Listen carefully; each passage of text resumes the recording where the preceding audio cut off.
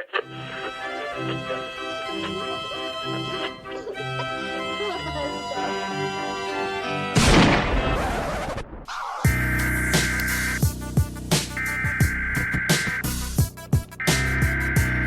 interrupt our program to bring you this important message.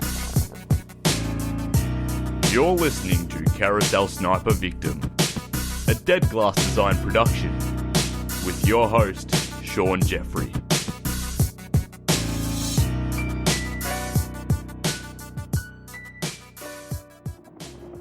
I had a call from the political correspondent for the Melbourne Sun, and he rang me to say that there was a report of a VIP missing in the sea at Portsea. I was under the shower, draped the towel round myself a bit, came out to the hall where the telephone was. What do you want, Hildebrand? He said, the Prime Minister has gone for a swim, he's gone out and he can't be found, and the Chief Commissioner says you ought to go and take charge of the search. And I said, stop bulldusting, Hildebrand, what's the matter?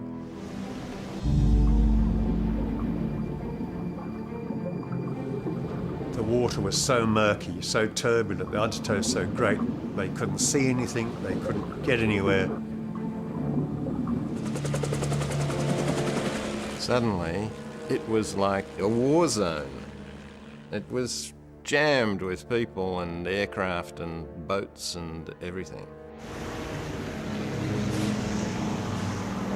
Unprecedented in Australian history that so much effort should be invested in finding one person.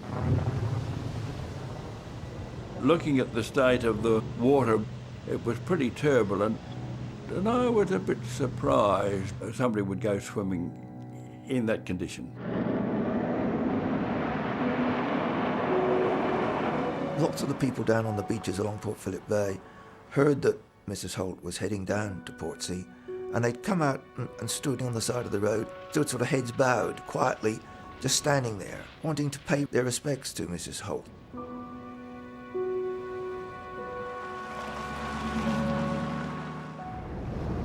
I didn't give up hope. I didn't sort of accept the fact that he was gone.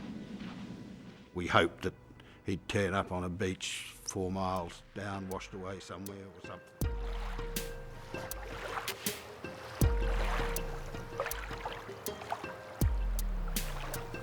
Australia is blessed with some of the most beautiful beaches in the world.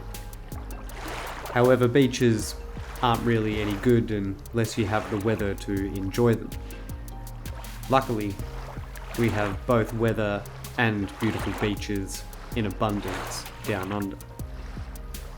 But just as every rose has its thorn, the pristine beauty of Australian beaches holds more than just a few dangers that lurk for the unwary. Sharks, crocodiles, irukandji jellyfish, blue-ringed octopus, stonefish. In many travellers' minds, these marine dangers rank right up there with snakes and spiders as the most dangerous things to fear in Australia. However, the reality is that the biggest risk at Australian beaches has nothing to do with sea creatures and a lot more to do with sea currents. In Australia, the crude drowning rate is 1.01 drowning deaths per 100,000 population. Drowning is a quintessential Australian death. An extensive search has been in operation since approximately 2 o'clock today. Up until the present time, of course, we've found no trace of our Prime Minister. No, he certainly was not wearing flippers or wetsuit or anything of that kind. He was just going for a swim. There was only one person with the Prime Minister? There was only one person in the water with the Prime Minister.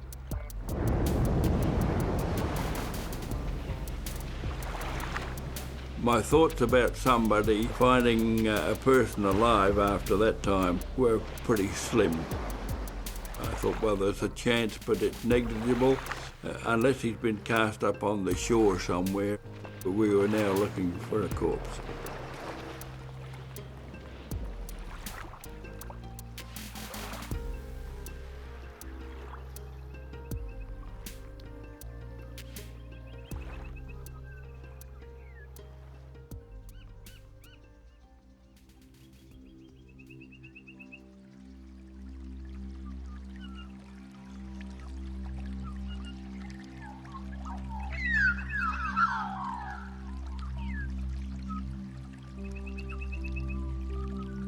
On the 17th of December, 1967, Australia's 17th Prime Minister, Harold Edward Holt, waded into the churning surf at Victoria's Cheviot Beach, defying a swift current and a strong undertow that left others in his party refusing to enter.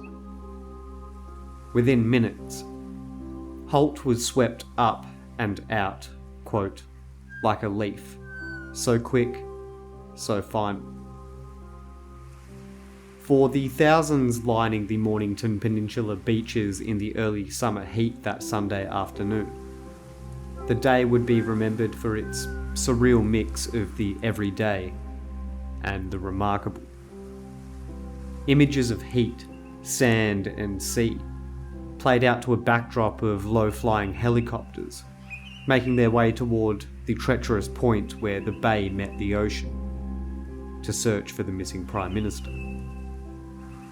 It was an ordinary death, a shockingly unremarkable death that still befalls dozens every summer in Australia.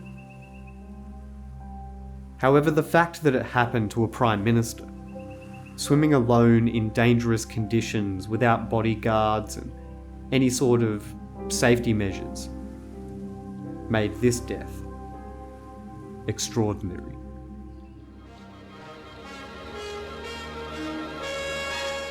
AM, November 26. Australia goes to the polls to elect the 26th Parliament. The campaign has been short, but the issues are clear-cut, and the main issue is conscription for Vietnam. Opposition leader Caldwell has declared he will withdraw Australian troops if Labor is elected. Prime Minister Harold Holt has said Australia must stay in Vietnam alongside the United States and is confident that most people agree with his policy. More than 6 million people cast their votes, the biggest poll in Australia's history. The result is the biggest vote of confidence any Prime Minister has ever received. The swing towards the government staggers the Labor Party.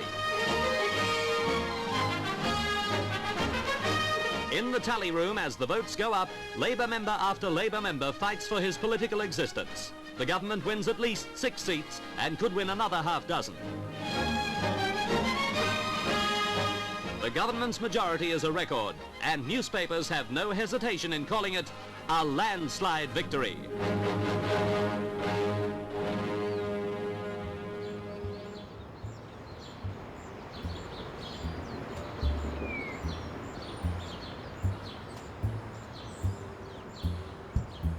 Harold Holt became Prime Minister of Australia in January 1966, following the retirement of Sir Robert Menzies.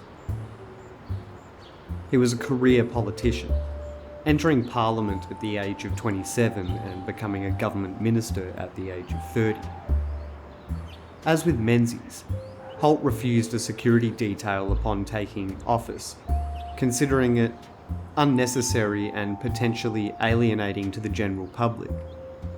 His stance changed, however, after 2 incidents in mid-1966. A window in his office had been shot at by some unseen assailant, and then an assassination attempt was made on Arthur Caldwell, the leader of the opposition. Holt grudgingly accepted a single bodyguard for his official duties, but refused any protection while on holiday, regarding it as a violation of his privacy. His wife Zara later suggested that this was so he could hide his extramarital affairs. However, outwardly, the couple projected a happy and content marriage. More than 17 years after Harold Holt disappeared into raging surf at Cheviot Beach, his widow has finally revealed his last romantic words. But Dame Zara Bate also spoke of the other side of a Prime Minister, a man who was constantly unfaithful to her. Quentin Fogarty asked her how she coped. I got fat. That's what it does. It takes your pride away and your pride in yourself. It's a destructive thing. I'm dead against it. I'm as square as a cube. It didn't matter. I never wanted to pay him back or have a go at myself, ever. Dame Zara said she knew many of the women with whom her husband was having an affair. In the end, I felt sorry for them. because I was in love with him. I could understand them being in love with him too. It was sad. And the final words of a Prime Minister to his wife. And I was sitting in bed, and Harold said to me, "Before God, you're a rosal woman." And people laughed at me at that and said, nobody talks like that to their wife after 40 years. But he did. And those were the last words he said to you? Never saw another thing of him. Nothing.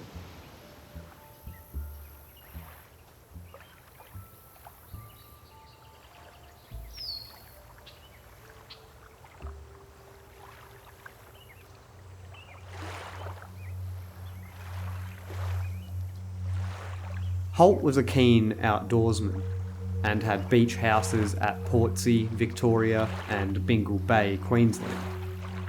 He was introduced to spearfishing in 1954 and it soon became his preferred vacation activity. Holt wore a wetsuit so he could fish year-round and preferred either skin diving or snorkeling, as he found air tanks burdensome and just inauthentic. Once Holt had speared a fish, he would unzip his wetsuit and place it inside against his skin, still bleeding, so that he could continue fishing. It's a good way to become shark bait. According to his companions, Holt had, quote, incredible powers of endurance underwater, and sometimes kept himself amused during parliamentary debates by seeing how long he could hold his breath. One source stated, although he could tread water for long periods, he was not a strong surface swimmer. Several of Holt's friends confronted him about the dangers of his hobby, including his press secretary, Tony Eggleton, to whom Holt responded, "Look, Tony, what are the odds of a Prime Minister being drowned or taken by a shark?" On the 20th of May 1967, Holt had a close call while diving at Cheviot Beach, the same beach that he would later disappear on. He became distressed and called for help. Pulled ashore by his diving companions, he remained conscious but actually turned purple and vomited a large amount of seawater. Holt attributed the incident to a leaking snorkel and supposedly remarked, "That's the closest I've ever been to drowning in my life." Closest you've been to drowning so far. A few months later, on the 5th of August, he was spearfishing at Dunk Island on the Great Barrier Reef. He spent 25 minutes chasing a large coral trout, but eventually had to abandon the pursuit due to extreme shortness of breath. Holt had been in reasonably good health throughout his life, but he had a family history of premature death. His father had died at the age of 59 and his older brother at the age of 57. Holt himself suffered a severe concussion in a road accident in November of 1955, in which the driver of his ministerial car was killed. In September 1967, Holt began treatment for a painful shoulder injury that he had originally suffered playing football in his youth. He was prescribed painkillers and twice-weekly physiotherapy. A few days before his disappearance, he had been briefly examined by his personal physician, Marcus Faunce, who advised him to avoid overexerting himself and to cut back on swimming and tennis. This was advice that Holt chose to ignore, apparently. A 2008 docudrama titled "The Prime Minister is Missing" suggested that Holt's judgment on the weekend of his disappearance had been clouded by his medication, in combination with work-related tiredness and stress. Morphine was named as the drug that he had been prescribed, although there is no direct evidence that he had taken any on the day of his disappearance.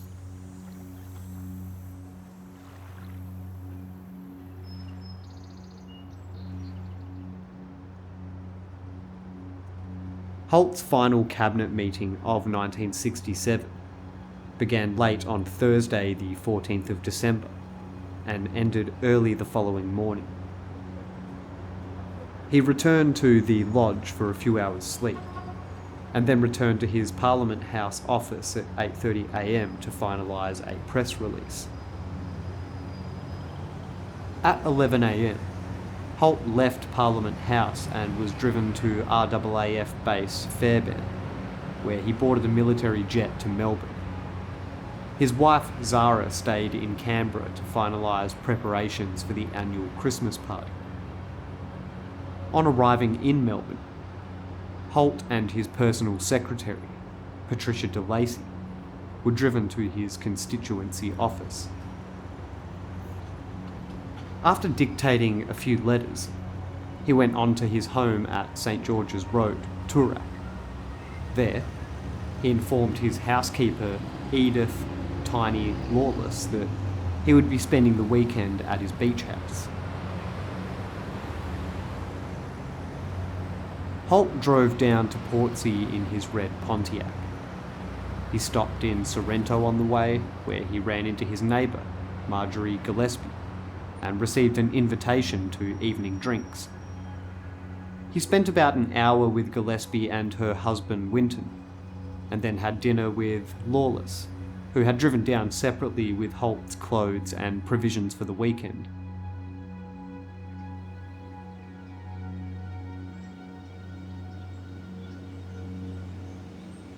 On Saturday, the 16th of December, Holt rose early and ate a light breakfast.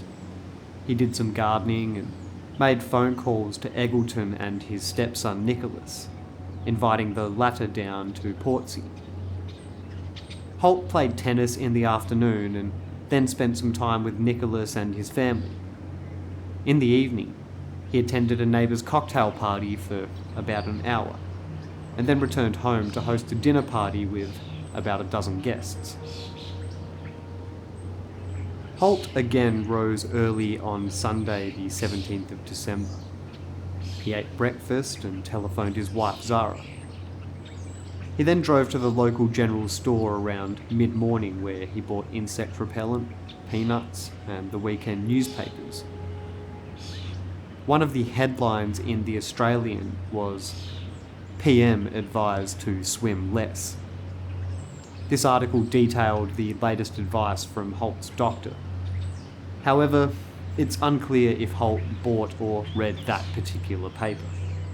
That's just something we know in hindsight, that on that day the Australian headline was, "PM advised to swim less." Whether Holt took any notice of it, apparently not. On returning home, Holt made his plans for the rest of the day, which included a visit to Point Napier, a barbecue lunch, and an afternoon spearfishing trip. At 11:15 in the morning, he and 4 others set out for Point Napier, where they hoped to watch solo circumnavigator Alec Rose pass through the rip into Port Phillip Bay. Holt was accompanied by Marjorie Gillespie, her daughter Vina, and 2 family friends of the Gillespies, Martin Simpson and Alan Stewart. It was a blisteringly hot, classic Australian summer day, and Rose's yacht was barely visible, so the group only stayed a short while before leaving. On the drive back to Portsea, Holt suggested that the group stop at Cheviot Beach for a swim. It was now about 12:15 in the afternoon, midday. He wanted to cool down and work up a bit of an appetite before lunch. Holt knew the area well, quote, "like the back of my hand." Alan Stewart later recalled the Prime Minister saying. Holt had swum there many times before. In 1960, even salvaging a porthole from the SS Cheviot, the shipwreck that had given the beach its name, which is an interesting story in itself for another time. Holt did not hesitate in entering the water. Despite a large swell and visible currents and eddies, Stewart was the only other swimmer in the group, and as the others considered it just way too unsafe. Stewart stayed close to the shore and, even in the shallows, felt a strong undertow. However, Holt swam into deeper water and was dragged out to sea. The others called out to him, but he did not raise his arms or cry for help, and soon slipped away under the waves and out of sight. Following Holt's sudden disappearance, Stewart drove to the nearby Officer Cadet School, Portsea, an Australian Army training facility. The school was virtually deserted as most personnel were on annual leave. It was around Christmas time. But the Victoria Police were contacted and initiated what became one of the largest search operations in Australian history.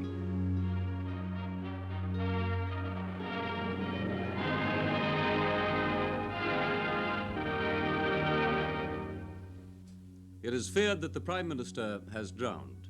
A great search is being made for Mr. Holt off Portsea, Victoria. However, no official announcement has been made as to the fate of the Prime Minister. Mr. Holt went for a swim shortly after noon with a friend, Mr. Alan Stewart, a quarantine officer from the Melbourne suburb of Armidale. They swam out into heavy surf on the ocean side of the Mornington Peninsula. Mr. Stewart told police he saw the Prime Minister dive, but he failed to resurface. Mr. Stewart said he made a short search before sounding the alarm. For the details available so far, we cross to ABC News in Melbourne. Bob Wilcox from Melbourne in the special 5-state bulletin of ABC National News. Dozens of police, search and rescue squads and divers have been rushed to the area and have been searching since 2 o'clock. Light craft have been braving the heavy seas near Portsea, and several aircraft have been in the air constantly. Officials say the sea search is hampered by heavy rolling seas. One lifeboat, with 3 men taking part in the search, overturned in the surf and was smashed on the rocks. The men had to be rescued by helicopter. The Prime Minister's wife was in Canberra when she heard the news that Mr. Holt was missing in the sea off Portsea. A special aircraft was made available, and immediately Mrs. Holt took off for Melbourne. She arrived at Essendon Airport about 4:30 this afternoon. First off the aircraft was Mr. Tony Eggleton, the Prime Minister's press secretary. Newsmen were kept well clear of the aircraft as Mrs. Holt stepped onto the tarmac. The Prime Minister's brother-in-law, Mr. F.V. Holmes, was among those to meet Mrs. Holt at Essendon. Mrs. Holt immediately transferred to a Commonwealth car and set off for Portsea. The car was given a police escort for the journey of almost 70 miles. It's here off the Portsea Ocean Beach that the search is concentrated. All available helicopters are skimming over Port Phillip Bay. More than 100 police, as well as troops and others, are searching the foreshore. Navy crash boats and other vessels are out by the score. The Navy is swinging in a large force of skin divers to help in the search for Mr. Holt. A total of 23 skin divers is being sent to Portsea by road, sea and air. All the men from the Portsea Army Camp and the nearby Flinders Naval Base are searching for Mr. Holt. Crowds of people are waiting outside the gates of the Portsea camp for news of the Prime Minister. A spokesman for the Sorrento Sailing Club said that at the time Mr. Holt disappeared, sea conditions would have been dangerous there. There was a heavy swell and a strong tidal current running. He said that the tide changed about 2 o'clock and anybody helpless in the sea was likely to have been swept out away from the shore. Tonight, more than 1,000 people are gathered around the gates of the quarantine station. Military police have imposed strict security measures and no one without an official pass has been allowed into the area.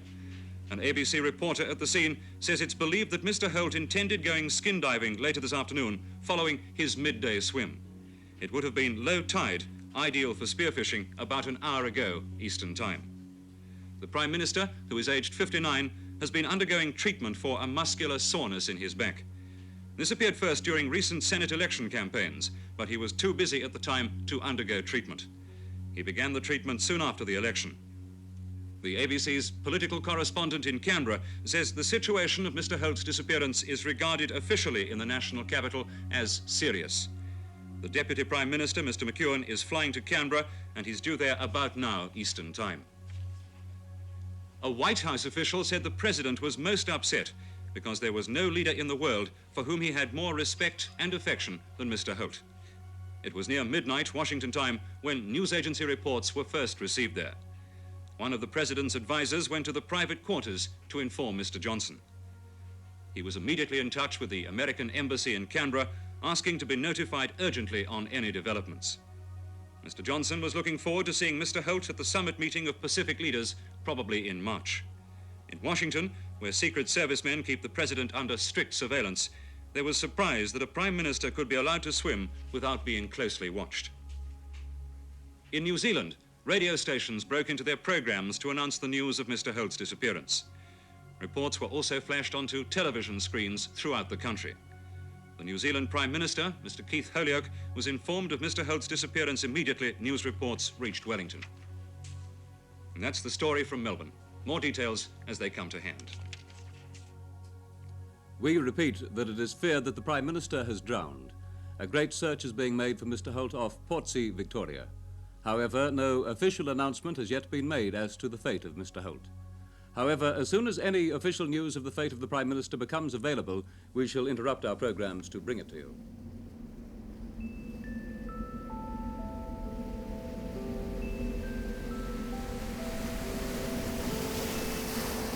The search for Holt's body began at 1:30 p.m, when 3 amateur divers entered the water and found it too rough.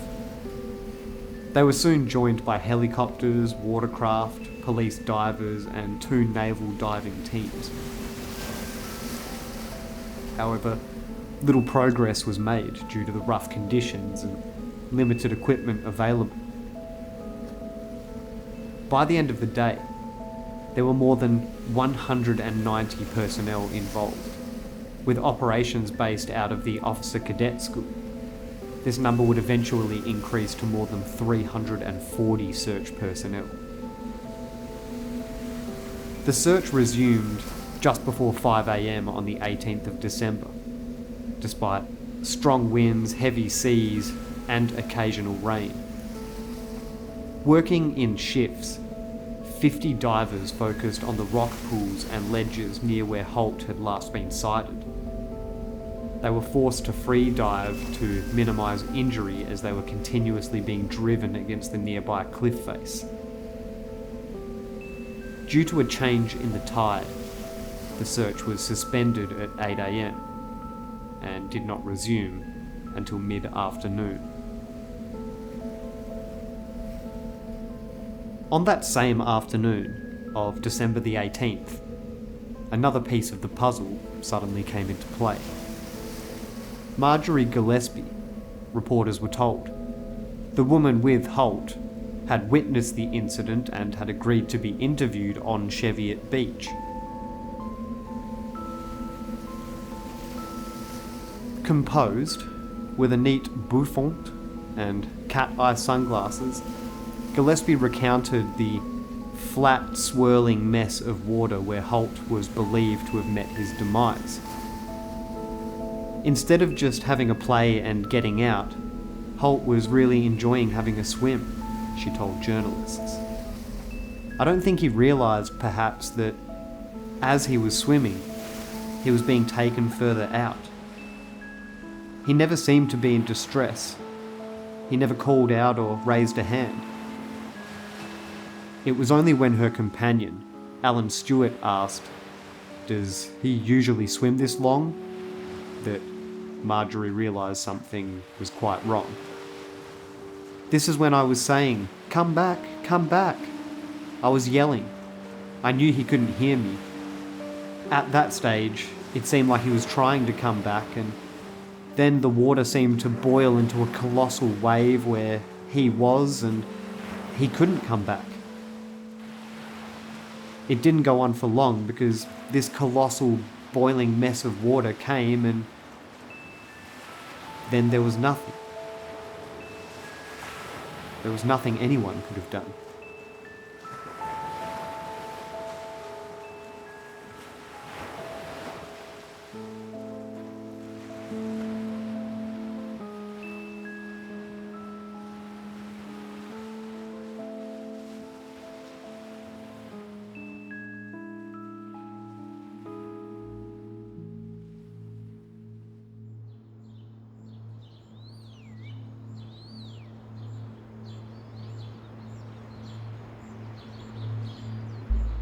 For many, the interview was proof of what authorities had already feared. Holt, a confident swimmer, had simply found himself out of his depth and perished in the ocean on an otherwise ordinary Sunday afternoon. But others remained sceptical that a sitting Prime Minister could simply vanish without a trace in an era defined by geopolitical tensions, fueling conspiracy theories that he had been assassinated by the CIA or abducted by a Chinese submarine operating in the waters off Cheviot Beach. Holt was about to withdraw from the war. It was such a closely guarded secret that even now, many other senior politicians believe he was totally committed to Vietnam. But the CIA assassination theory has dragged on, despite the unlikely choice of Cheviot Beach for a political murder. Military strategists say such an attempt would never be made on a beach in front of witnesses, with every chance of a body being recovered from the waves. The allegations, the insinuations, and the rumors dragged on, without mercy for the missing Prime Minister or his suffering family. Holt was a homosexual who had committed suicide. He was drunk or on drugs when he went swimming, or was a member of the infamous Mr. Asia crime syndicate. Until in late 1983 came the most outlandish of all, an allegation which caused news headlines to be splashed around the world. The Prime Minister was a Chinese spy.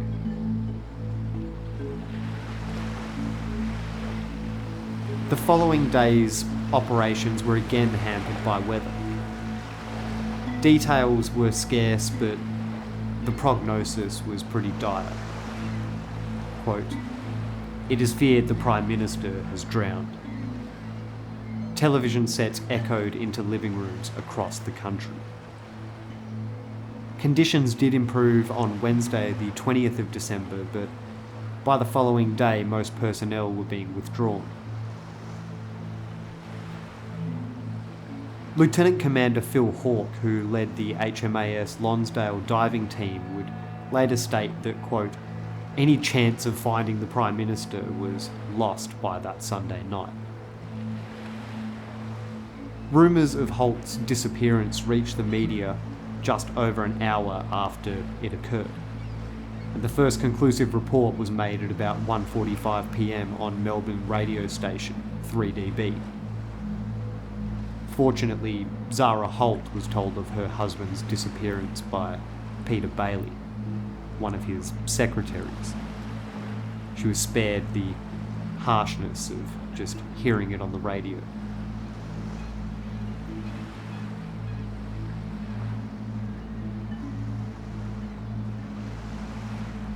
According to his biographer, Tom Frame, quote, "There could never realistically be much doubt that Harold Holt drowned. He was simply one of the number of ordinary Australians who drown each year through poor judgment or bad luck." Frame believes that Holt likely misjudged his own swimming ability and the roughness of the conditions and was simply overcome by exhaustion. Alternatively, he may have suffered a heart attack, been struck by driftwood, stung by a jellyfish, attacked by a shark, pulled under the water by Goodyear. Holt's body was probably either trapped below the surface or just washed out to sea on the ebb tide. It wasn't unusual for this to occur, especially in Cheviot Beach. 3 men had drowned at a beach in Rye nearby a few years earlier, with one body disappearing and the other 2 ending up in completely different places. While the search for Holt continued in the days following his disappearance, the operation was considerably scaled back by the end of December. On January 5th, 1968, the search was officially called off. To this day, Harold Holt, the 17th Prime Minister of Australia, his body has never been recovered.